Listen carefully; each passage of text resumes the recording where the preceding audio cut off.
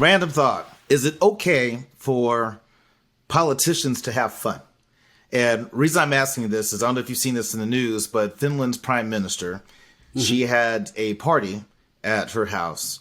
And unfortunately, some of the pictures got leaked and video got leaked of her dancing. I think her name is Prime Minister Sanna Marin. I think she's 36, but had a party at her house. And she was dancing. That went out, and people got all up in a tizzy. How bad was her dancing first? How bad was her dancing that they got? Dancing was fine, just like any old, any girl. Dancing was fine. And then apparently there was also two girls there that there was a picture of them topless and kissing. That went out, and so like it's been this media shit show for her. And she's took a drug test to show that she wasn't on drugs, like all this stuff. And I'm just like, why can't these people just party? It was at her house, so can they party? Can they have a good time? I have a couple more questions. How attractive were these two topless women? Okay, let's just say they were smoking hot attractive. What difference would it make? It sounds like it's a party we should have been at.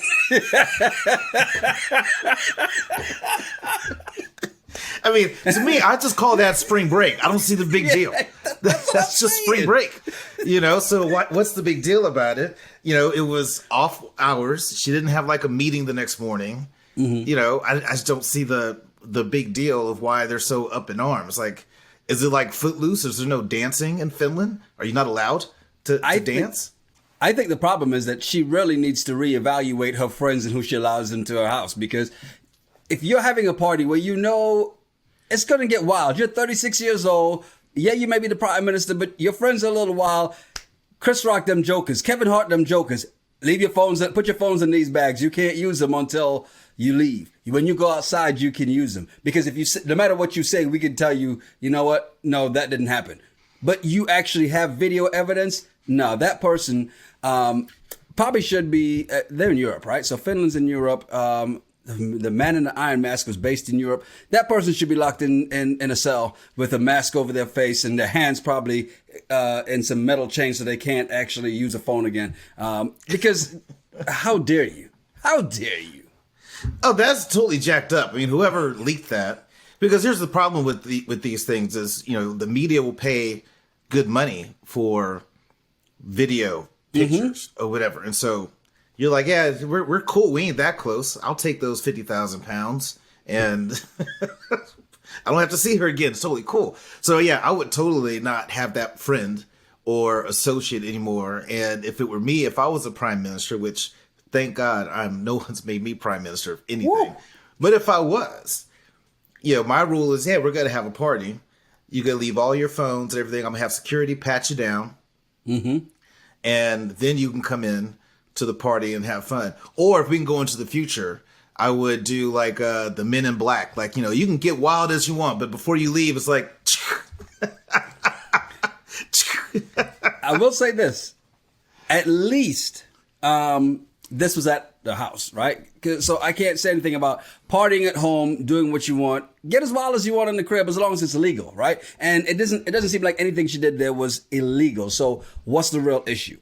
However, I have been in bars and clubs, Mitchell's to be exact, back in Charleston, South Carolina, back when they actually still had a Mitchell's and people were still partying on Market Street before they migrated to King Street.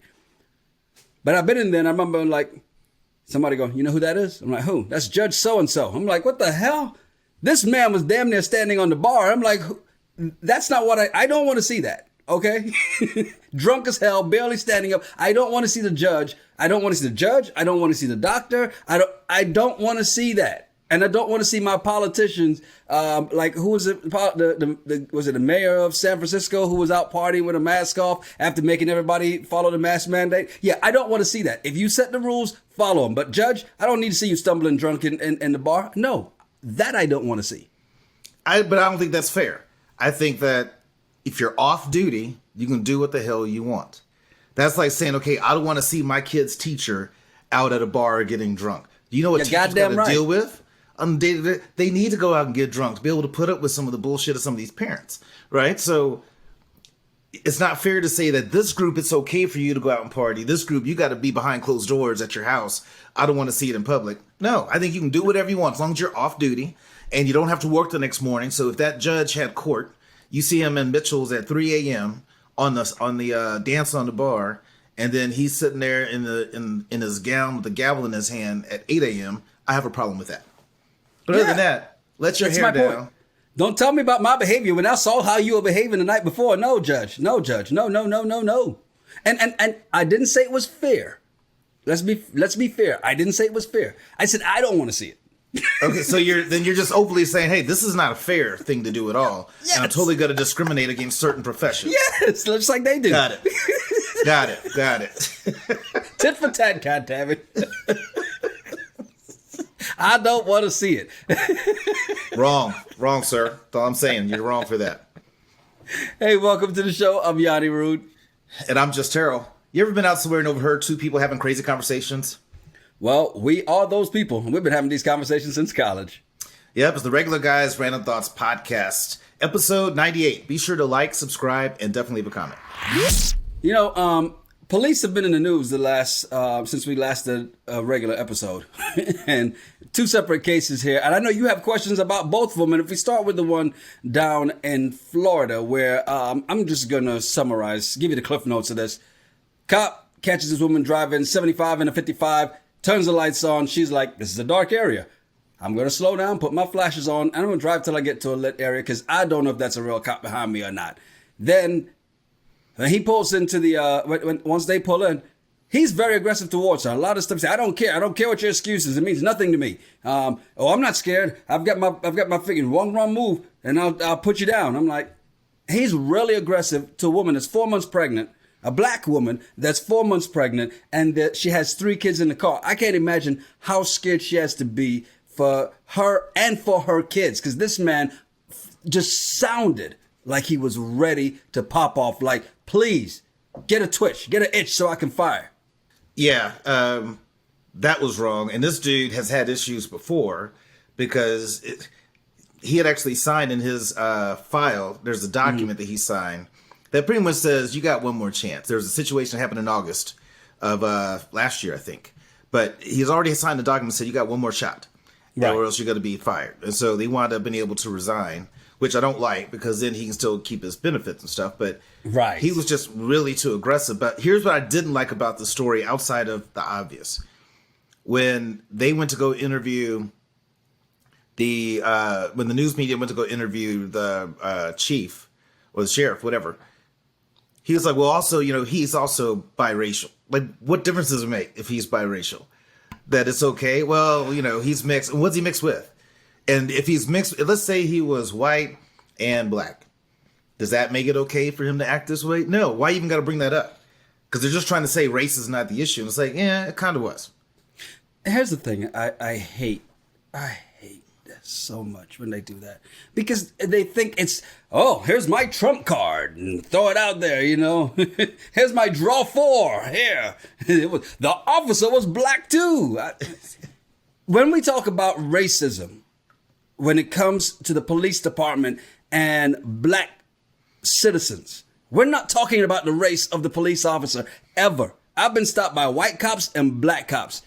I've had asshole black cops and great black cops, asshole white cops and great white cops. God, you get stopped a lot. Shut up. That's not what we're talking about here. You're a repeat offender. That's the problem. Look. I just got stopped. I had locks at one point. I've been followed for stuff, man. I mean, it's ridiculous. But, my point is, it doesn't matter the race of the officer. It matters the race of the person they're stopping. I've had black cops who've told me, we see somebody with dreads, we automatically gonna run their tags anyway. Because more than likely this or this or this. And I'm like, that's fucked up. Because when you see the dude that looks like he's doing coke, you don't run his tags. But hey, whatever. Yeah, I mean, I think whenever they do that, it just, what do you expect to gain from saying that? That, he's also biracial. That's like saying, look, his wife is black. He's not, this is not a racial thing. He adopted 2 black kids. This is not about that. But it's still He's got a wrong. black dog. It's okay. But what I do like is that justice happened quickly. Mm-hmm. He resigned. Now, problem is, he can probably go get on the force someplace else. Was that justice? But at least it happened quickly. No. There's that. Now, she still could probably sue the department and possibly win something, but at least that happened pretty quick. It didn't create, I think it got the attention that it needed, but it wasn't something that led us to marching in the streets and burning places down and stuff like that. So I think that this is good that they moved quickly on justice for this, even though justice isn't him resigning, but still. Exactly. He didn't. It's not like he got justice on this. What happens is that he wound up resigning, and like you said, now he gets to go somewhere else, carry the same nasty ass attitude, with compounded with him having to give up this job. So now he's going to be even worse. Unless they put him in Mayberry, this is going to be a problem. Well, maybe they should send him to Arkansas and balance it out.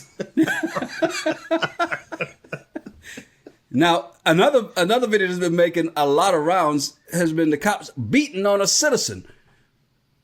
The plot twist, because people were like, "Oh, there they go beating up another." Oh, wait a minute, no, he's white. Okay. Yeah, and this was in Arkansas, but yeah, 3 cops beating the hell out of this dude. Now, again, you've always made fun of me for saying what happened before the recording started, right? Now, apparently, this guy, police recall. What did this upstanding white citizen do? So apparently, he was at a convenience store, making threats to the worker behind the counter, spat at him, and also threatened to cut off their face. So he was having a bad day. White. He was having a bad day, whatever. So the police come. Now, what you don't see is, and I'm thinking that the fact that he's talking about cutting off someone's face, he's probably on something. And I'm sure if he was like on meth, coke, they'd be really strong. But watching them beat him like that, that was a lot. Yeah. Like, I don't see what he could have done or said to get. I mean, one person has holding him, the other 2 are kneeing him, elbowing to pick up his head and they're slamming it in the ground, and then they look up and realize, oh shoot, somebody's recording. It's, even in the UFC, they stop them from beating the shit out of somebody helpless on the ground. So I don't understand, and that's in a padded ring. I don't understand why the cops don't get that. Hey, stop! And even the UFC combatants who are in there ready to tear each other's face off, if we want to go with that, they're literally in there ready to do that, right? But the minute the ref steps in, stop!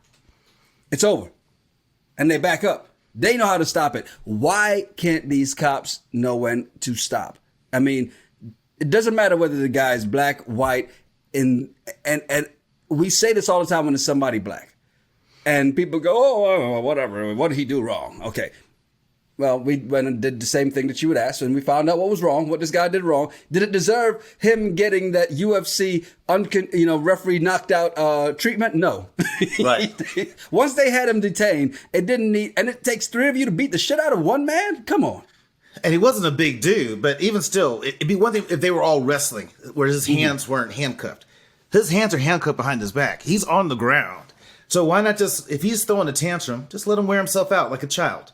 Just sit there, just hold him. Eventually, he'll get tired and stop. But to beat him that way, knee him, elbow him, and all that type of stuff, it's just ridiculous. And the fact that they didn't realize they were being filmed. But here's what I don't get. Had that been a black person, we'd have been in the streets because we care and we want to make sure noise gets out. I don't understand how white people don't get up in arms when these things happen.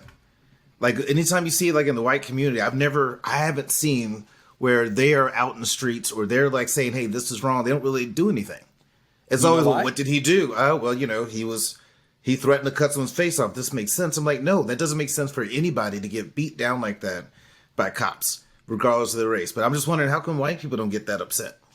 I'll tell you exactly why. The reason why we get so upset when we see somebody black being mistreated by the police is because we know that can happen to us at any given time. At any traffic stop, that switch can flip just like that, and all of a sudden now we're on the news, right? The rest of America, the white America, and those that believe that they are white, even though they're really not, and they think that they afforded the same things, they don't see themselves and don't see that can happen to them, right? And in the perfect case of what we've seen with the woman who complied, did what she was supposed to do, and this man was so ready. He says, "Oh, like, all you have to do is comply." If that was a white woman, there's no way that man would have still had his finger on the trigger talking about, if you make one move, I'm putting you down. There's no way.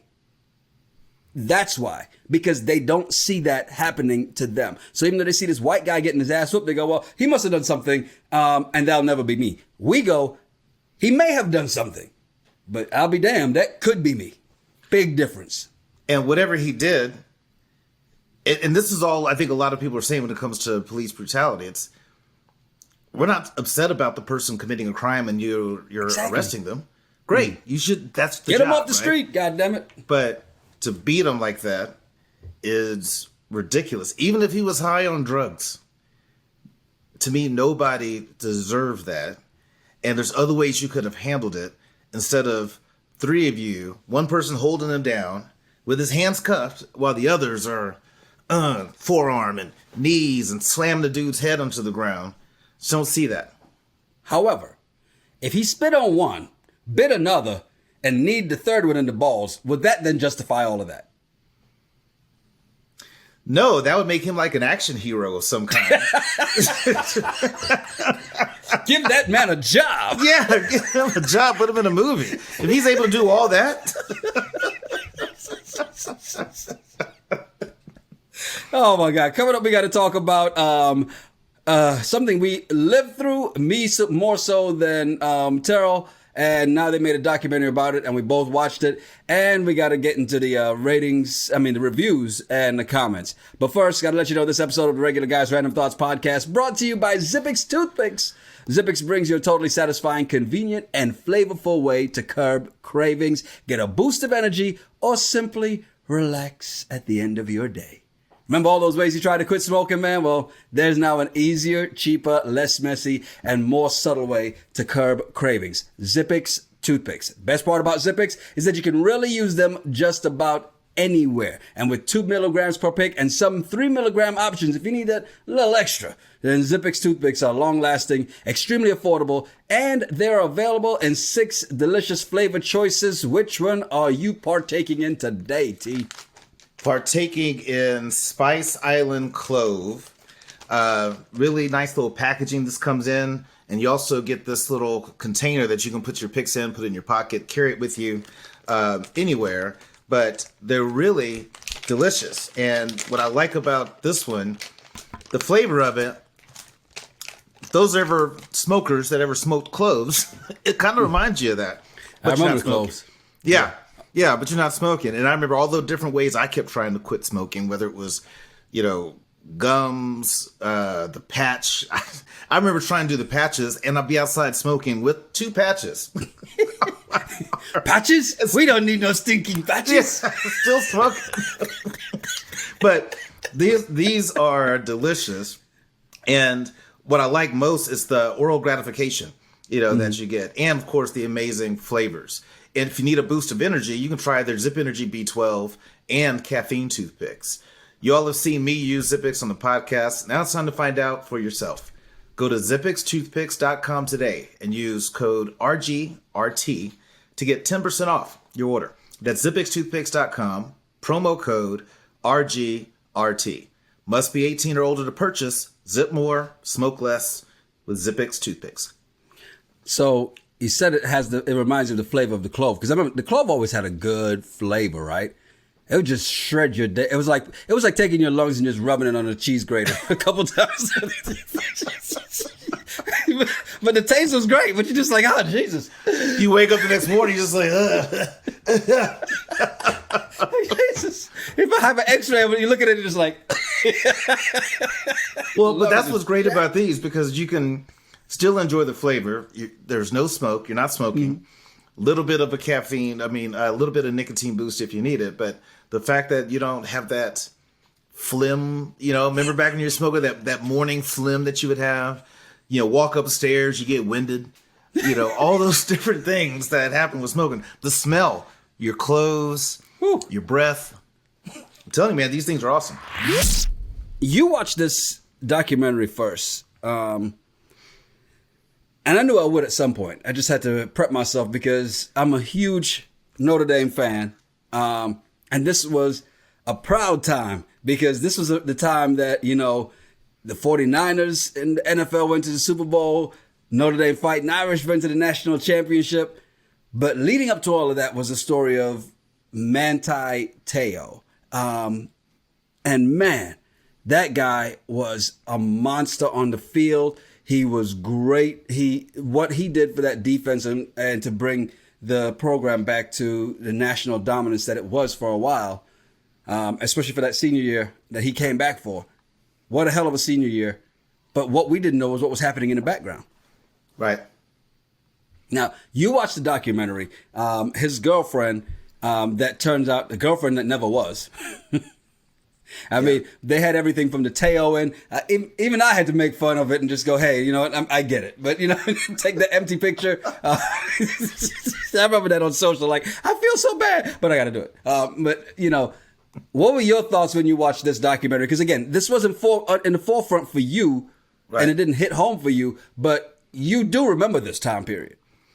I remember it very well because it was so funny, right? I mean, at first it was like sad because you think about his grandmother dying, and then apparently his girlfriend dying, and now he's Heisman candidate, going to the national championship. It was like this really great story that everybody really bought into, and you look at the David and Goliath, right?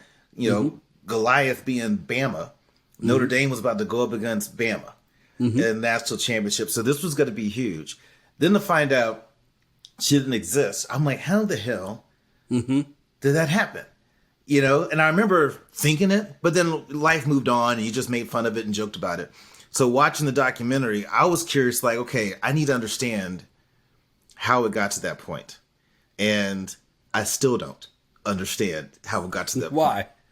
Well, so I get it. Back then, you know, catfishing really wasn't as popular as it is now. So you get a friend request on Facebook from somebody. Now, the girl that friended him, he saw that she was friends with other people and that were friends of his and family members, one of his cousins. He's like, hey, do you know so-and-so? And he's like, cousin was like, yeah, I know her. We talked a couple times, message, talked on the phone, but nothing ever happened. So he thinks this person's real. Get it? Right. Now you understand why. Right. So I totally get that. I mean, the scam that this person did was really good. Very elaborate, yeah. And it just started out as just kind of friends, just kind of, you know, BSing, and then eventually it evolved. The part that I don't get is how do you let it evolve to that level of emotional connection with someone you've never physically seen in person or video chatted with? I think that kind of, okay, I question that a lot too. Like, how do you have a girlfriend that you've never met? And that's because the society that we live in, we grew up in, is your girlfriend, you're with your girl. Here's the thing about this. Me in college couldn't do long distance. I knew too many girls in long distance relationships who were not faithful. There was no way I would have been in a long distance relationship. I know what you mean. Some of the long distance was just on the other side of town. It wasn't like they were out of the city. It wasn't even long distance, it was just distance. They just didn't live on campus. But, yeah, exactly. So, understanding that for him, though, he's a fish out of water in Notre Dame, right? And he's alone there in that space. And here's somebody who shares his background, his cultural background. It's easy for him to latch on. And then he's kind of naive. When you look, he's a nice guy. At the end of the day, one of the things I think his documentary kind of showed, he's a nice guy. He was young, naive, nice. And that was the problem. Because if he was white, we would have called him Tim Tebow. True. He was a good, clean, wholesome kid. Mormon, right? Devout Mormon, really into his religion. So I totally get all that. Hell, chose Notre Dame because of his faith. Think about that. He wanted to go to USC, was ready to commit to USC, and said, God, show me the way. If this is the right decision. If not, then show me where I need to go. Right. And somebody else told him, well, I thought you'd just go to Notre Dame. And so he changed his mind just because he felt that's what God was telling him to do. Right. But still, you fall for this person that you've never seen. Yeah. And never even video chatted with. Every time you try to video chat, something goes wrong. And so if all those are red flags that this is bullshit. Now, let's just say you're still dealing with this and you get the call that she's in the hospital. Y'all been together now a year and some change. Mm-hmm. Why wouldn't you just got on a plane and what hospital you at? I'm on my way. See, Notre Dame doesn't pay its players like Bama does. If he was at Bama, he would have been able to just hop on the plane and buy his own ticket and get there. In Notre Dame, you actually go there for an education. So bullshit. Somebody could have gotten him a plane maybe ticket. if he went to Texas, the Longhorns probably pay their players too. So I mean, therefore, somebody could have got him a plane ticket. An alumni could have bought him a plane ticket. Southwest can fly from there to wherever is California. So it's just crazy how it all got to that point. Now, to me, what the documentary really exposed is how sick and twisted the person was. I forget his name, but Ronaya. Yeah, how sick and twisted Ronaya is, because not only were you messing with Manti's head, you're also talking to his parents. Yes. And you're getting the whole family wrapped up in this, and the parents are trying to help console your family member because they think that, the girlfriend died. All that was big. Now, kudos for Manti being able to forgive. I couldn't. I'm a Scorpio. I couldn't forgive you. And someone's ass is going to have to get kicked before I can even think about it. Yeah, you deserve to die, and I hope you burn in hell. Look, the fact that this joker has the nerve to try to, nobody would hire me. I couldn't put my name down. You shouldn't be hired. Are you kidding? You mess with this guy's head. Not even the fact that he was the big superstar, but just the fact that you're sick enough to do this to somebody. And you don't know what's going on with him that day, so have no idea that his grandmother just died. But to even just kill her off, his girlfriend, it just so happened to be the perfect storm was on the same day, right? And that's the crazy thing, because it sounds like such a movie that it happened on the same day. It really was just the perfect storm. It's like, something's off. Well, let me just end this real quick. And I don't think it was an end this real quick. I think it really was, well, I need to get your attention or something. I'm going to make you pay for just shutting me out. And so that was almost like kill her off for that. And then next thing you do after that is, hey, it's me. I'm alive. Why? Right. That's so sick and demented that you're right. There is no forgiveness for this. Absolutely not. I couldn't forgive. And kudos to Manti for saying, I forgive you. And I understand, because what you've done to him, first of all, you cost him millions of dollars, because he was a guaranteed top 10 pick, regardless. Guaranteed. His head was so messed up in that national championship that at least the game wouldn't have been 42-14. At least could have been 21-14. It would have been a little better. We would have stopped them a couple times. I don't know if we'd have beat Alabama, but we could have at least made it a fight. Shut up. We could have at least made it. But so you cost this man millions of dollars by his draft position when he didn't even get drafted in the first round. Just the fact that he didn't get drafted in the first round cost him millions. He would have been a top 5, top 10 pick regardless, right? But not only that, he has no trust in people anymore because of all the ridicule he got because of what you did to him. It was so heartbreaking to hear him. Seeing him look, because he looks so different now than then, right? And you see this manly man in front of you again, and now he's just like, but I don't trust people. I can't. And I had to work on myself to realize that, no, this person is not just saying it as a joke. This is somebody who actually likes me for me. Mm-hmm. That shit's never going to go away for him. No, it's not. But you still have to say, yeah, this person did something to Manti that was really jacked up. But he allowed it to happen too. And so there's two sides to that. He chose to be in a relationship with somebody that he's never physically seen or in any form, video or anything. He chose that. So he put himself in this situation. Now, what made him even look worse, and I don't even know what he could have done differently. Once he realized that, okay, this is bullshit, this person's not dead, you're at the Heisman deal, still saying this person, your girlfriend died and all that, when oh, that's not true. So now it makes him look even worse, like he's involved in it. It does. It does. But I don't know what he could have said. He could have called a press conference, hey, I just got word that apparently my girlfriend didn't die. I think I've been getting scammed by somebody. He didn't know that he was, and that's the problem. He himself was still trying to figure out, according to what this documentary said, he was still trying to figure out, okay, well, what's what and what's real, what's not, right? But I will give him the credit. He told his parents, he went back to school, and he told the athletic director. So Jack Swarbrick, now it's Notre Dame. They are that big institution that they're going to go digging. They're going to try and find out, right? And he did what he was supposed to do. He went and told the people of power in his life, his parents, and then it wasn't until the uncle the lawyer was contacted. He goes, "Oh no, you've been catfished. That's what that is." Now then, at that moment, even though he said, I still didn't get the concept of that. Like, he's not like you and I. We're skeptics. We're not going to believe shit. and even he tried. But here's the confusing part for him. He didn't either. He goes, I'm not going to believe anything until you send me this, a picture of you with these letters on it, today's date, and doing my symbol that I do every time. And she provided it. What are you going to do at that point? You're like, well, what the fuck am I supposed to be thinking? You should be thinking that this is not a live video of a person. It's just a picture that could have been photoshopped, could have been anything. And then who's this other girl that gets this phone call from someone she doesn't really know, and they ask her to send a picture doing this? She's like, okay, sure, I'll do it. Because he said it was for a sick kid. And everybody's doing it I get it. No. But you know what? It's like if somebody said, my sick puppy likes to see people do the peace symbol, you probably would have sent a picture too, because you know how you love dogs. If you called me and said that, yes, because I know you. But someone I don't really know out the blue, hey, Trojans, no, I'm not doing that. I don't know First you. Of all, I don't know this person.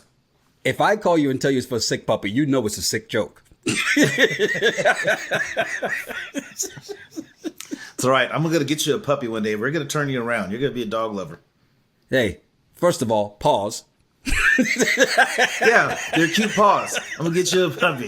You're going to be a dog lover one day.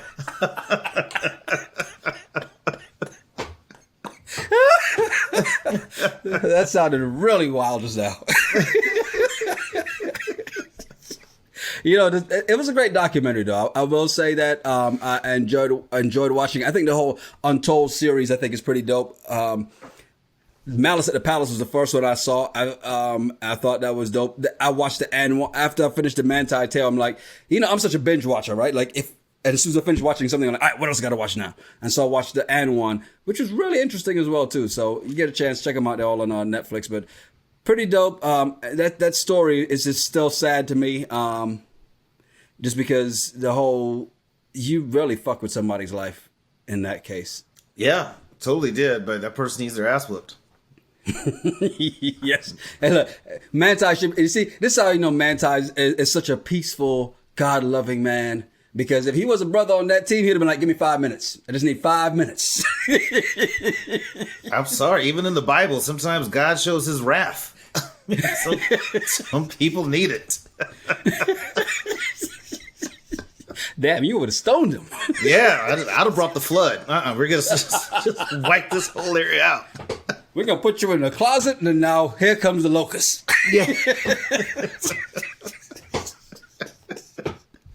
Oh my God! Let's get over to the reviews and the and comments. Because looking at this review here, I saw this one, and this is from a couple months ago, right? Well, more than a couple months ago. But it's talking about Married at First Sight. It said, please never stop recapping Married at First Sight. I look forward to it every Thursday morning. That's when we're doing it on Thursday. We were dropping them Wednesday nights, and so obviously they're watching for Thursday mornings. I know this week we dropped it a little later, like Friday morning, but that's a couple of factors into why we just didn't get it out Thursday night.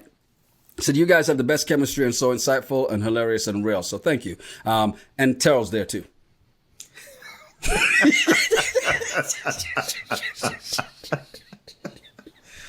That's not what it says. Oh, okay. My bad. Also like this one. I know you guys, this is about when we made the bet whether to do the next Married at First Sight. And they're like, I know you guys made a bet, but the new season of Ready for Love starts this Friday. So this is back in January. If you don't want to wait until Married at First Sight is over, Ready to Love has black professionals 35 and over. So the mess that you see on other shows is not there. I've watched Ready for Love. Ready to Love. I'm going to tell you, that mess is still there. Yeah, I'm like, it's reality TV. The mess is going to be there somewhere. It doesn't matter the age. It's just an age that you can go, yeah, okay, all right. Doesn't matter. Age, race, doesn't matter. It's drama. It's produced reality BS drama. So, but you love it. I love the fact that we have people that like what we're doing and that engage with us every week and hit us in the comments. I literally hate reality shows. I think these things are so stupid, but I like making fun of them because it's brings me joy to make fun of these people. I don't think people really understand how much you actually hate reality TV shows, but the fact that you keep doing it, and I appreciate you for doing it. Okay, so I'll let you know that. That doesn't give you a pass for making me watch this bullshit. So, I'm glad you appreciate it, but it sucks. What's even sad is like you watch, even if we weren't recapping these, you would still watch them. That's what makes me look at you with side eye. I don't care how you look at me. We know this. This is not news. Beauty Gets Fit USVI said, "Hey guys, do season 1 of Ready to Love. These later seasons are trash. At Just Terrell may not survive the astrousness." And I think this is obviously a created word, right? And you and I had a discussion of, okay, was this just a typo or was this specific? I think it really was supposed to be astrousness, right? I don't know. Yeah. I kind of glanced at that and I was just like, I only have a bachelor's degree. Maybe this person just said a word that I just don't know. And I didn't want to make it like obvious that I didn't know what that was, but I still appreciated the comment. But I was like, damn, I need to read more. I need to go back to the A's in the dictionary. My vocabulary is shit. Well, at least you got to the S's. Well, she said, you may not survive the astrousness of these later seasons. How OWN allows such garbage is, hold on, let's see. Oh, yeah, is beyond me. On second thought, yes, please review them so I can giggle at Tell's reaction to the foolery. LOL. Well, we'll keep reviewing. We shall see. I will say, I do think Ready to Love is one that you would actually, it's not only that you would like, because you may not fall in love with it, but I think you relate to it even more. I wasn't going to say you pretend not to like it because I know you just don't like reality TV, but I think you will actually, I don't know, because you even said that you thought I would like 90 Day Fiance, and I don't. Thought I like Married at First Sight because it was your favorite show, but I don't. So yeah. I can't imagine Ready to Love is going to be like, oh my goodness, Yanni, mind blown. This show's amazing. Don't see that happening. Prayer Warriors, unite. There's another season coming soon. We'll see. Hey, I'm Yanni Rude. And I'm Just Terrell. Make sure you follow us at Yanni Rude, at Just Terrell, and at RGRT Pod. Yep. Send us some of your random thoughts or some of the bullshit you find on the internet. We'll talk about it on the show. It's the Regular Guys Random Thoughts Podcast. Cheers to Ready for Love. Or to love.